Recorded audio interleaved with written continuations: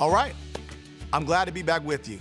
Now, we've covered a lot of ground so far. Strengths, weaknesses, needs, manipulating words. But mostly, you've been working on what that means for you.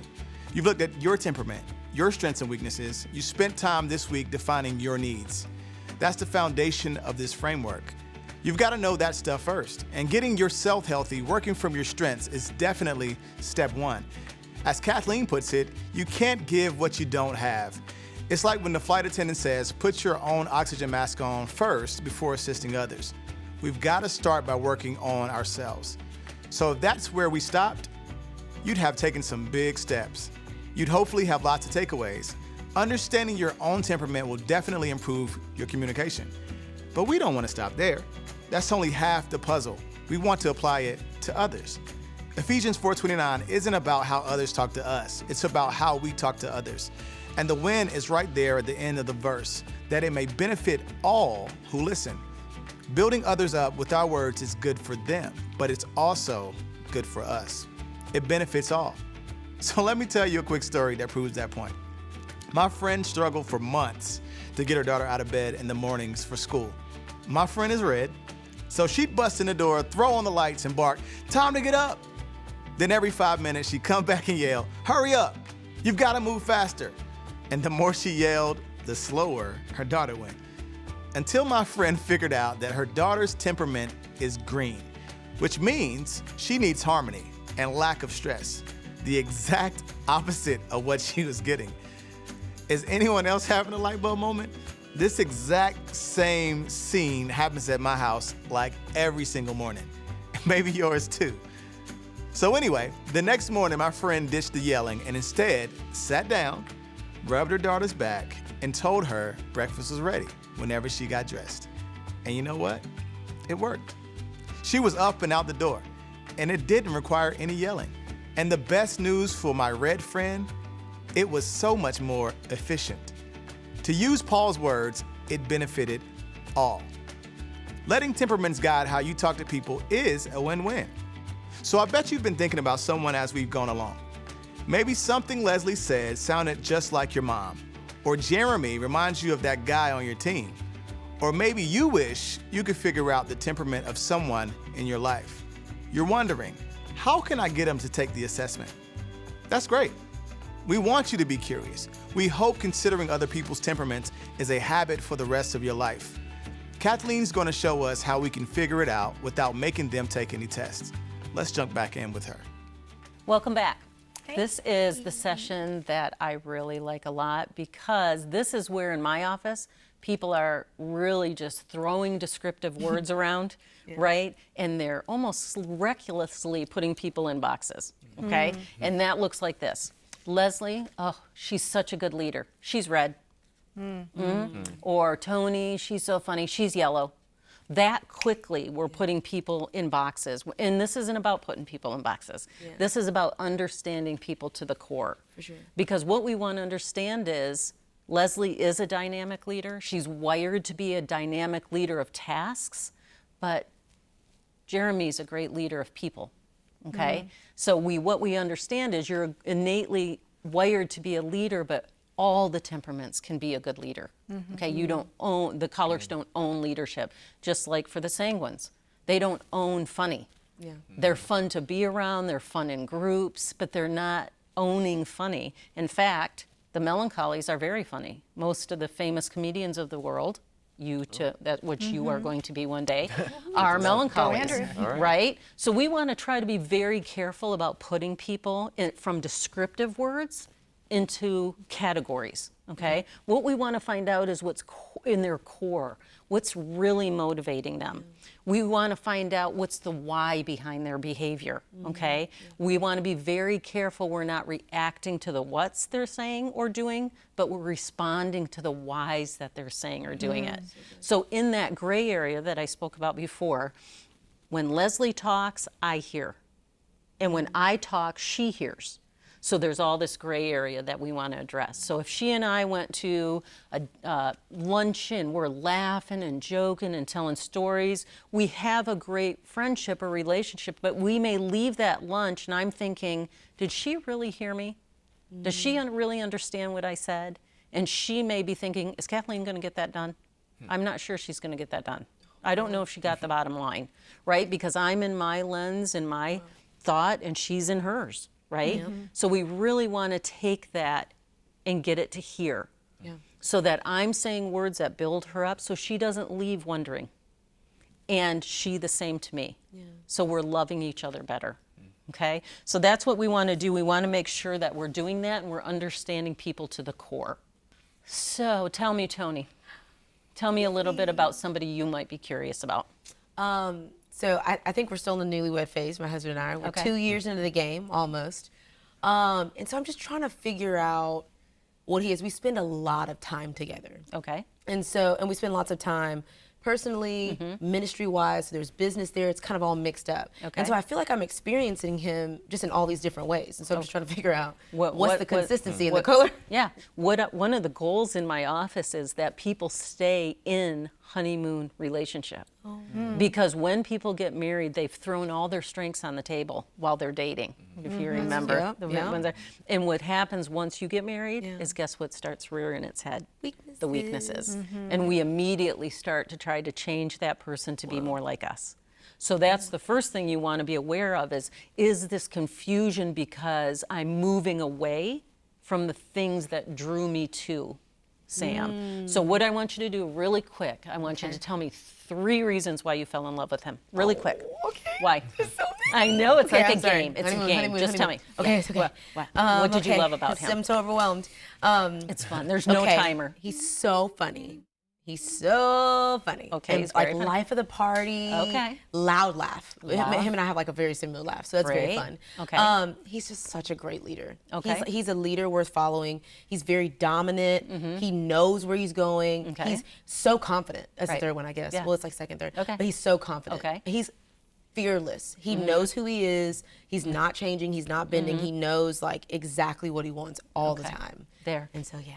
So when you explain, Yeah, it's just a bit fast. No, Okay. that's good. But that's what I do because I'm telling you, I ask that question in my office, and 100% of the time, and this is no exaggeration, in decades, Yeah. people will describe their spouse when they were dating in their strengths. Yeah. Because you threw your strengths on the table. Yeah. You were your best version of you, right? And what I heard you say for Sam was fearless, leader, knows himself, authentic, right? Yeah. But funny and fun to be with. Yeah. He's up there. I would say he's probably like definitely a choleric, a red yellow, right? But isn't that what you are as well? I'm a yellow red. Okay. I don't know if that makes a So you have difference. 2 people that are loud and powerful. Yes. So, Andrew, who are you most curious about? Yeah, I'm a little bit curious about my brother. Okay. Because we're pretty close in age and grew up together, and we Okay. always seem to kind of contrast each other personality-wise. All right. So I don't think he's a blue. Okay. You didn't sit quietly and read books or anything? Or No. play Legos? No. No? Unless I was doing it, then he could come knock him over. There, there you go. But I am interested to know how much of that is being a younger brother and wanting attention, and how much of it might be him just being a different personality type. Yeah. Because I knew that he always did want attention from me. Okay. What did And- that look like? So we lived in the same room until I think I was 12, and then I Okay. got my own room, which I was very happy about. I And bet he you was were. Like, what am I That supposed was to a do with my own room? celebration. Did he really react like that? I think What am so, I yeah. supposed to do with all this space? Right. He Yeah. was like, I got 2 sinks. I don't know. What am I going to do Yeah. with that other sink, right? But then my parents were trying to be intentional about respecting that I had my own room now. So they said, you can't go in Andrew's room unless he invites you in. And so how I did did that not work? invite him in Zero very often. invitations. Zero invitations Not a lot of coming from invitations. you. Yeah, they kept getting lost in the mail.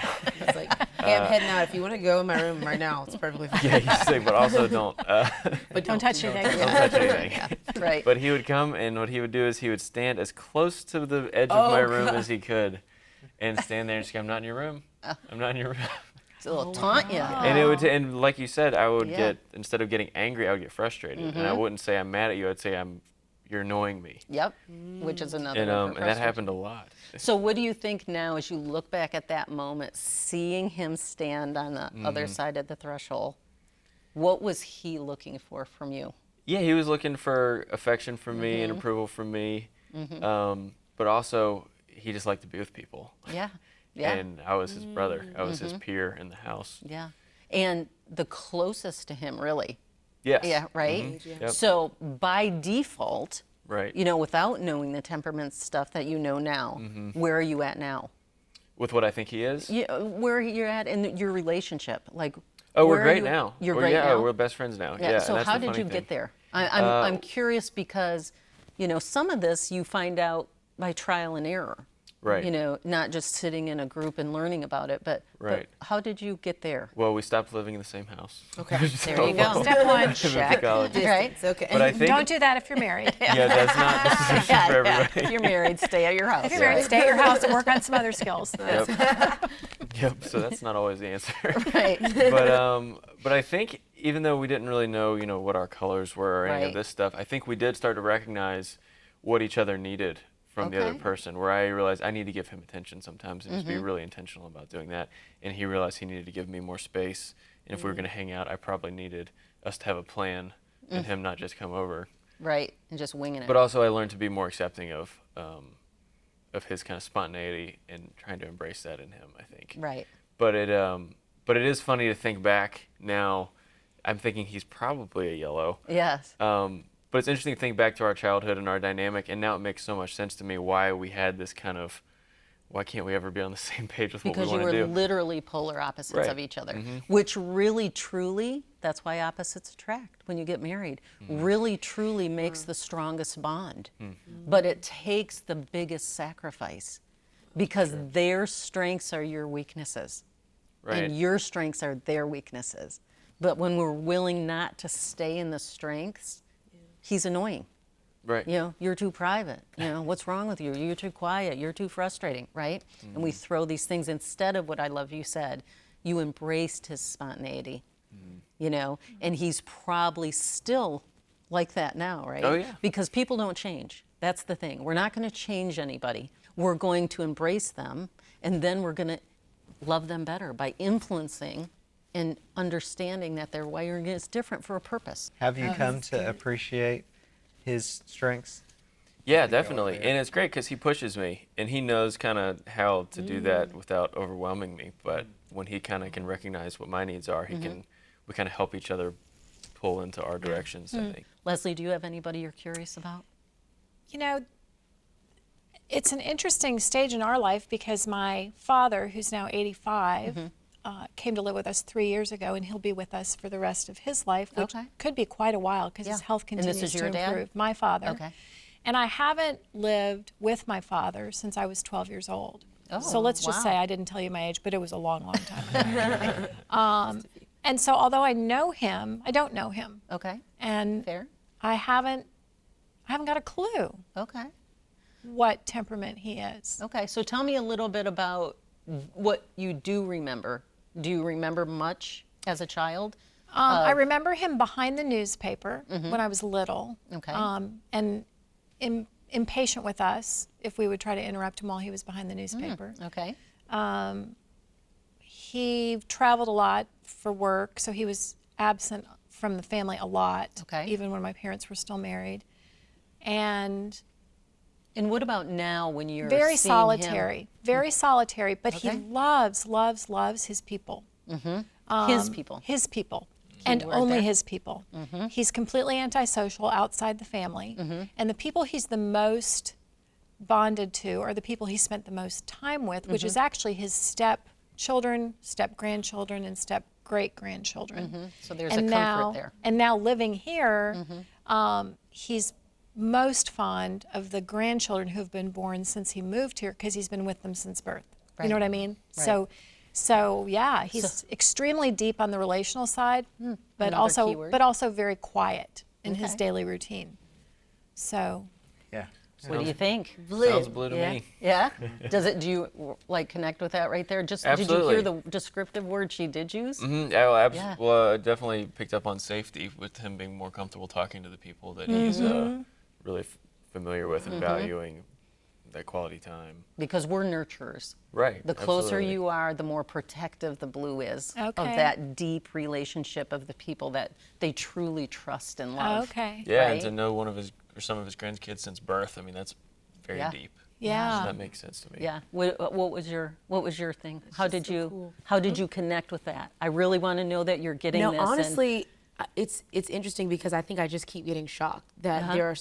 there are people in this world that are just so different from me. Mm-hmm. And I guess what my aha moment was, honestly, how can I become someone and say words to someone like that? It was Mm-hmm. just so I couldn't even. The thoughts were running through my mind. I'm like, everybody's family. Yeah, I'm close to everybody. Yeah. And now you just They're all my heard, friends, yeah, you that know? there's others that don't But feel there's and others, think that and way. it's one of my questions were, how do I become that for someone? How do I get close enough so that they can nurture and feel safe and And what it's do so you know interesting. now you could do? Use words? Yeah, I mean, you could use words calm down that as well. fill their love tank. Yeah. Yeah, check yourself. Are you Yeah. in your weaknesses? Yeah. Are you presenting yourself and your strengths? And are you pouring into that person to lift them up according to what they need? Yeah. So my son, who's 5, Okay. I feel like he's all over the map Okay. sometimes. We thought, oh, he's going to be an engineer. He really likes to take things apart and put them back together. He loves trains. He's Okay. loved trains for the past 3 years. So he's some melancholy, but then his teacher this year has said that he's one of the 2 most social kids in his class. Really? That Okay. all the kids think he's their friend. How sweet. Sometimes when he comes home, we ask him, "Who'd you play with?" He'll have a name, and it'll be consistent for a little while, and then he'll say, "I didn't have anybody today," or but like usually there's somebody there. And then he has these temper tantrums. On the way home last night, I was leaving work kind of late, and driving home, my wife was already at a restaurant with our kids. I found out later, and ended up inviting another friend with her kids. Okay. And so I just knew I was coming into something. I was not going You into a weren't lack sure. of stress situation. Or harmony. Or harmony. I was going into a stressful situation. But I didn't know completely what it was. Okay. She's just, my wife alluded to something big's happening. So I found out later what it was he just started yelling in the restaurant, and was getting angry and wanted my wife's attention.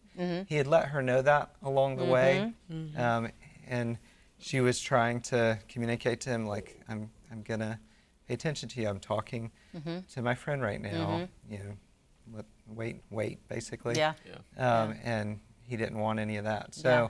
he started yelling. Then my 3-year-old also So then it started just yelling, erupted. wanted her as well. Right. So our friend took the 3-year-old away so my wife could Okay. work with our son. Yeah. And those are great examples because that's where I'm talking about understanding it to the core. Because we could immediately think because he started yelling, he must be a red, or he's doing a tantrum of a yellow, right? But really, what I heard in that story, the thread, was still very deeply blue because there's the order, right? Even the classroom setting is something that when a melancholy is in their strengths, which children are a lot, right? Just his politeness, just his, ability to just be there and be thoughtful has the appearance that he's very social because people are attracted to melancholies that are safe, right? But the fact is, you said he's named one name when you asked him. He didn't name, I can't, like my daughter would say, when she came home from school, I'd say, who did you play with? I had a new friend. In fact, I had 3. Who are they? Well, I don't know their names. I just know They're my new best friends. They're my new best They're my friends. new- oh, yes, yeah, my daughter is. exactly. And even now, as a senior, she says the same thing, right? But he actually named a name. Do you see? So this is listening to understand.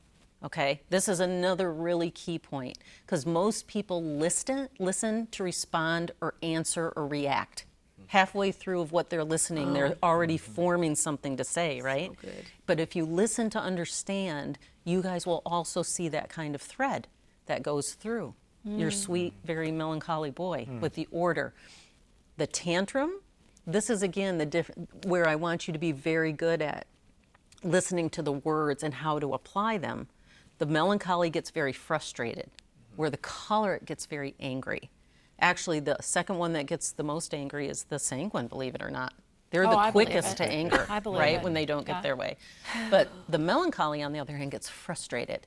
And that's what it Yeah. sounded like he was getting at your Yeah. wife, was frustrated The other because he was day- not being heard. That's right. The other day he was trying to do something impossible, basically. Right. Was what I was telling him. He was trying to put two trains together, link them together, and there was no link, and continued to get frustrated. And I was thinking he's getting angry.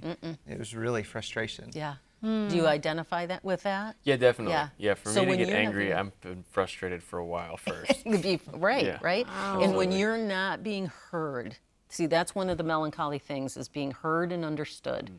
So when you're constantly trying to be heard, have you Sure. felt that same frustration that he's talking about? I think so. Yeah. Yeah. I don't.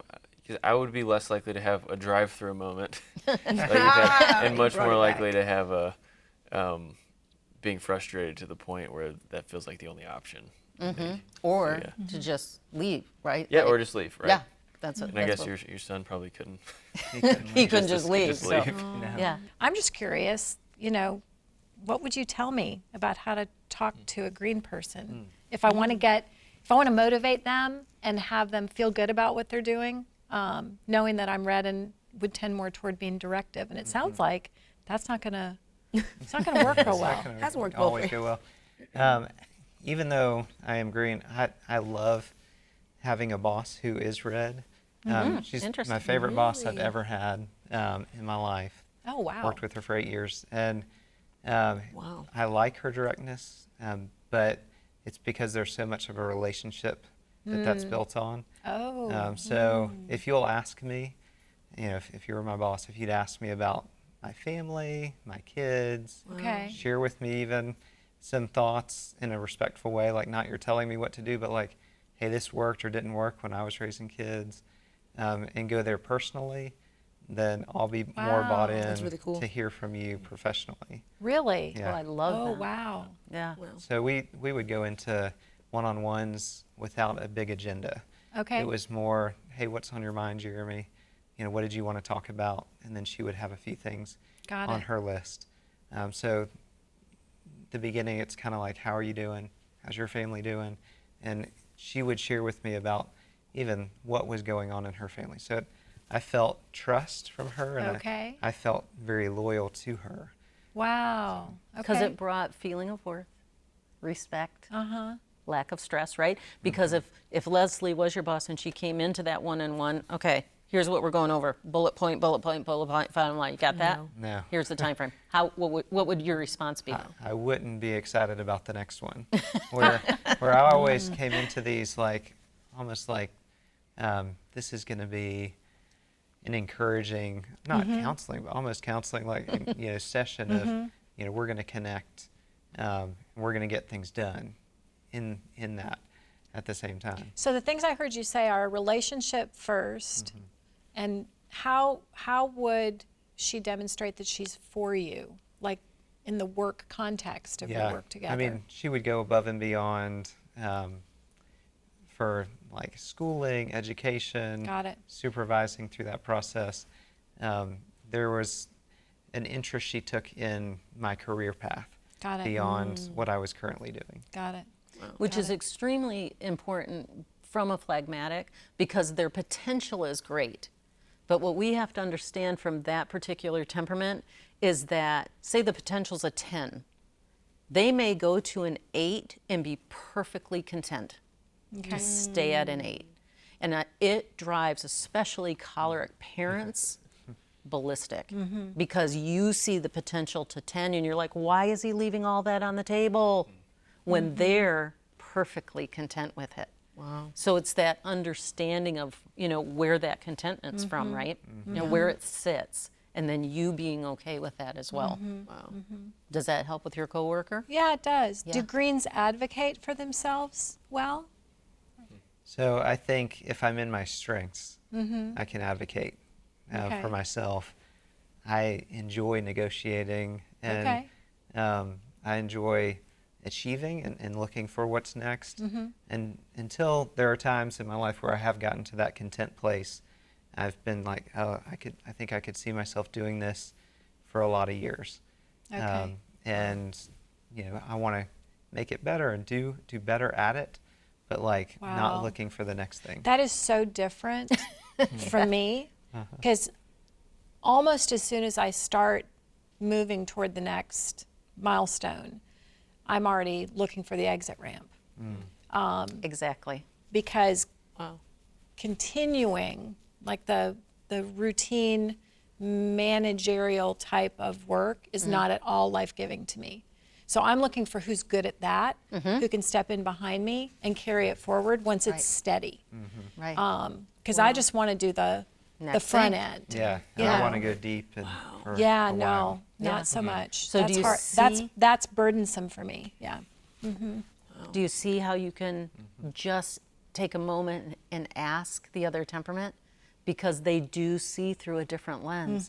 And literally, you're learning things, and you've probably been a boss and a coach and a leader to a lot of people Yeah. in your job. For a long time. This will Probably badly. literally. Thanks for bringing that up. No, I'm sure you are very respected. But do you see what I'm saying? But it will change it from this point on. Yeah. It will forever be different now. Yeah. Just by this little conversation you had with Jeremy, Yeah. right? Yeah. I'm going to ask you a question on behalf of both Andrew and I, because we're both thinking it.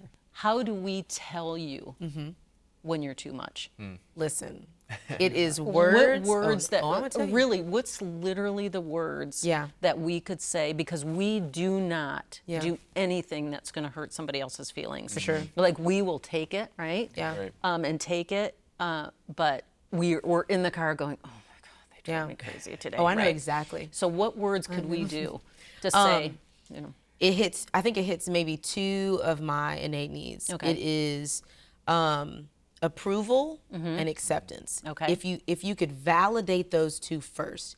Hey, I like the person that you are. Okay. I accept you for who you are. I've invited you into my world. Okay. Then make it personal. Don't make it about me, make it about you. Oh my gosh, that sounds so horrible. No, we're asking But you. it's true. We're asking you. It's, hey, I'm overwhelmed by you right now. Not, you are overwhelming. Like, Right. does that mean, I don't know if that makes No, sense at all, but Yeah, and I think that's what but we would is, do hey, naturally. I'm anyway. overwhelmed right now. That's what we would do naturally. I'm feeling, Yeah. you know, and you know, if you know, can you maybe help me with that? And then I'm a helper, so I'm automatically gonna lean in. I'm gonna be like, what can Okay. I do? Whatever So- you need. So we're almost asking for help to get away from you. Like, please help me get you to calm down. That's exactly right. Listen. Yes. That's it. Because here's the That just the took me reason out I of the game, asked that- that's why the reason I asked was because of his story with Garrett. Is because yeah, okay, where you go. melancholies, you know, when we're doing work, we really would rather not be interrupted. Yeah. Because then we have to start all the way at the top again and go from the beginning. So, you know, if you were to be coming into Andrew's office, you know, and talking and Hey, telling get some stories, even though coffee. you're his boss, right? I would like him to know, how would he address that That's with really you? cool. Yeah. And say, you know, would you mind knocking, or, you know, hey, everything about this, I really am overwhelmed Hey, I'm in with the middle of this, or- concentrating on something. Can Exactly. I come see you in 20 minutes when I finish what I'm doing? Yeah. Yeah. Look at Would you that be talking okay? melancholy. Sounds good. Oh, that's great. Yes, but not that stern though. Yeah. Oh, see? That wasn't You stern. have to start with a compliment. I appreciate you checking on me. I mean, asking a question Yeah, is there you go. appreciate you I checking love, on me. I there. love that. I love what you're talking about. I can't wait to hear about this. Can I come see you in 20 minutes when I finish what I'm It's a focused lot on? nicer. Thank you so much. Okay. Just kidding. Wow. No, but that tone That's some immediately heavy like, lifting. So you even Yeah. just had an Yeah. aha moment too. It was. Because I was you like- you just went out a boat into two other lenses Well, that you yeah. weren't even. Yeah. Because what's Yeah. honest Made is an what ugly you orange. said wasn't it bad. wasn't, it wasn't red or yellow. Yeah. Yeah. The honest truth is what you said wasn't bad. It literally was only the tone, and I didn't even really remember what you said because I got so overwhelmed by your tone. Really? Yeah, but when I Okay look then. back, I'm like, oh, I'm being sensitive. What you said actually was good. I was like, So see, it. it's even the choice of the words. Yeah. That's why I'm asking you to pause, because I want you to be so aware of the words you use. that's so good. Because they may not go into the heart of the person you're speaking to. Remember, each word is a gift, right? Yeah. So look at this. You're talking with each other, which is really what I want. I really want everybody to get to a place where you feel comfortable leaning into somebody. I really would rather the temperaments not be a secret. I would rather Yeah. you say, I see you're wired differently than me. Help me by doing something, right? Wow, yeah. And you're doing so good at this. This is something that you can do even with strangers. I mean, we've talked a lot about people we already have relationships with, but people are going to be put in your path today. And God is a God of perfect order and timing, so each one has been strategically put to cross your path. You know, nobody's a coincidence. Even the person that's the checkout person at Publix, right? So I'm going down the Publix checkout line, and it's a girl behind the counter, and I have a choice at that moment. I have a fork in the road at that very moment to choose wholesome words and to make a choice of how I'm going to behave and what I'm going to do. So I say, hey, how's your day going? And she goes, oh my gosh, my day's going great. I'm going to Athens this weekend. A group of my girlfriends are going to get together. You know, I think she's going to get engaged. It's going to be so much fun. What is she? Hello. Right. So I got just excited. in that, how are you doing today? Look at the answer I got.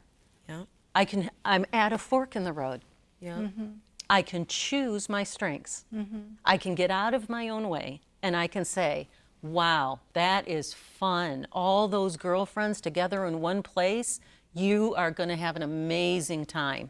That's going to be so much fun. And having girlfriends like that, what a blessing that is, right? Yeah. And she's going to be, you were even like, yeah, know. right? I'm like, right? Look at her light up. Okay, now I choose to stay selfish. And I say, really? You're driving all the way to Athens today? Did you see the weather? It is going to be stormy. I don't even think that's safe. You girls aren't going to be drinking, are you? You know, right? That's me in my very blue, Yeah, right? right. And what did I do? that's She's crushed, right? I love the example you just gave. So that's what you're talking about when you're saying fill the gray space? Yes. Yeah. So take yourself out of your And go meet temperament them at and go theirs. meet them in their temperament. Look through where a they're different at. lens Yeah. Right. and remember that it's a choice. So let me ask you what Kathleen just asked. Who are you curious about? You already know enough to figure out the temperament of most people in your life. What are their strengths? What words do you hear them saying a lot? How do they react on a tough day? Once you know their temperament, it's like you have a cheat sheet. You know the innate needs of their temperament, so you can do what Paul suggested. Speak according to their needs. You can choose to translate your words into their language. I've learned how to do that when my wife needs some space.